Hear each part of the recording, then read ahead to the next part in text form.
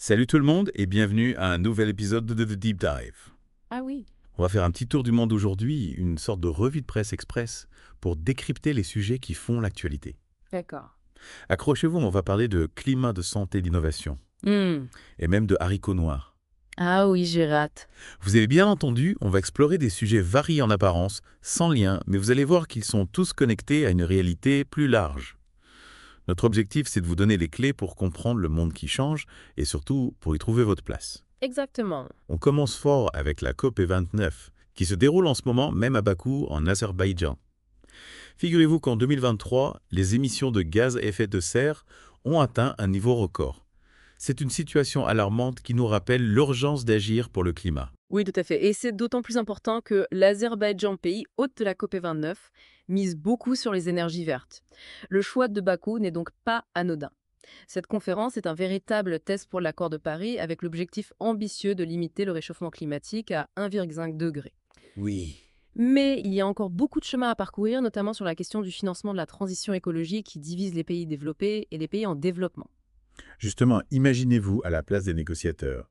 Comment concilier les impératifs économiques et la nécessité de réduire les émissions, surtout pour les pays qui dépendent encore fortement des énergies fossiles? C'est un véritable casse-tête. Absolument. On touche là à des questions complexes qui impliquent des choix difficiles et des compromis. Mais c'est en réfléchissant ensemble à ces enjeux, en tenant compte des différentes réalités et en faisant preuve de solidarité que nous pourrons construire un avenir plus durable. Hmm. Pas vrai? Parlons maintenant de bien-être. Vous savez probablement que l'alimentation joue un rôle crucial pour la santé. Mais saviez-vous que le simple haricot noir peut être un allié précieux pour la perte de poids? Ah bon, oui, oui. Je savais pas. Riche à cache en protéines et en fibres, il favorise la satiété et aide à réguler l'appétit. De plus, il est excellent pour la digestion. Alors, si vous cherchez un moyen simple, efficace d'améliorer votre alimentation, pensez aux haricots noirs. Ça, c'est intéressant, ça. Et le bien-être passe aussi par un système de santé performant. Au Maroc, le ministre de la Santé a récemment présenté un plan ambitieux pour 2025.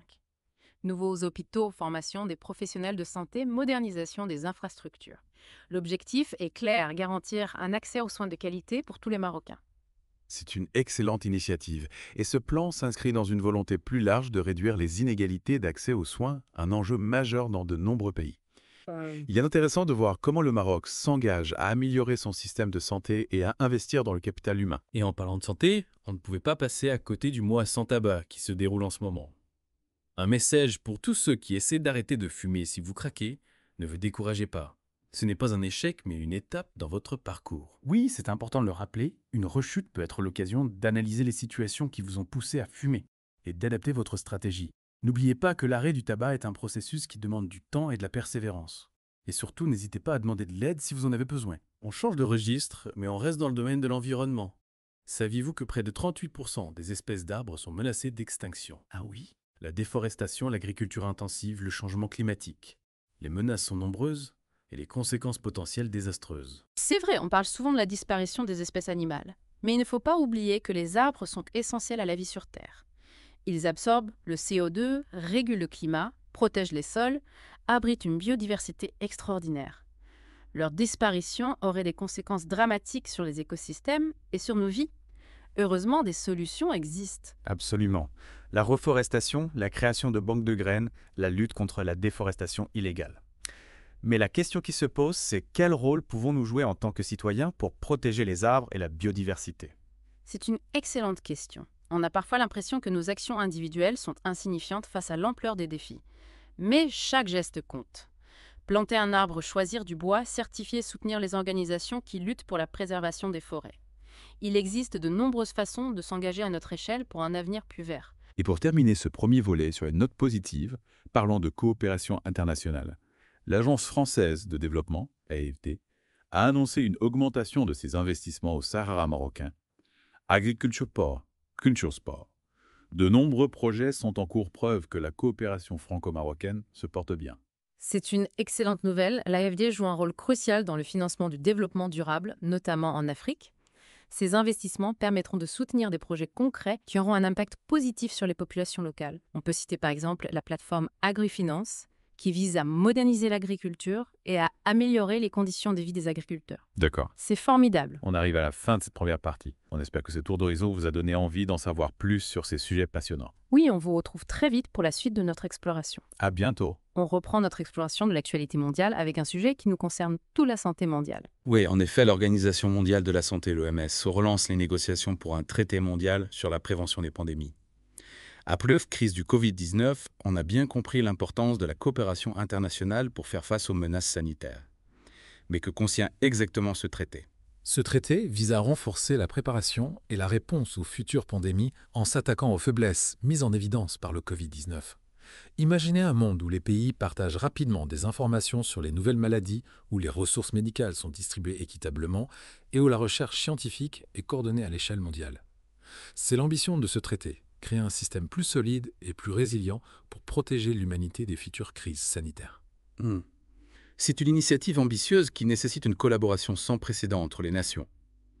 Mais au-delà des gouvernements, le secteur privé a aussi un rôle important à jouer, n'est-ce pas ? Absolument. On a vu avec la pandémie que les entreprises, notamment dans le secteur pharmaceutique et des technologies médicales, ont un rôle crucial à jouer dans la recherche, le développement et la distribution de vaccins et de traitements. Ce traité encourage également une plus grande collaboration entre le secteur public et le secteur privé pour accélérer l'innovation et garantir un accès équitable aux solutions médicales. En parlant d'innovation, on note un appel à la modernisation dans le secteur des assurances au Maroc. Le président de l'autorité de contrôle des assurances et de la prévoyance sociale, l'ACPS, encourage le secteur à s'adapter aux nouveaux risques et aux nouvelles technologies. Oui, c'est un signal fort qui montre que le secteur des assurances doit se réinventer pour rester pertinent dans un monde en pleine mutation. On parle de cyberattaques, de changements climatiques, de nouveaux modes de vie. Les risques évoluent et les assurances doivent proposer des produits adaptés à ces nouvelles réalités. L'intégration des technologies numériques est un élément clé de cette transformation, permettant de créer des solutions plus personnalisées, plus accessibles et plus efficaces. C'est intéressant de voir comment le besoin d'adaptation et d'innovation est présent dans des secteurs aussi variés que la santé, l'environnement et l'économie. On dirait que c'est un thème récurrent dans notre exploration d'aujourd'hui. Tout à fait, face aux défis du XXIe siècle, l'adaptation est une compétence essentielle tant pour les individus que pour les organisations et les sociétés. La capacité d'apprendre, d'évoluer et de se réinventer est la clé pour naviguer dans un monde en constante transformation. On arrive à la fin de cette deuxième partie.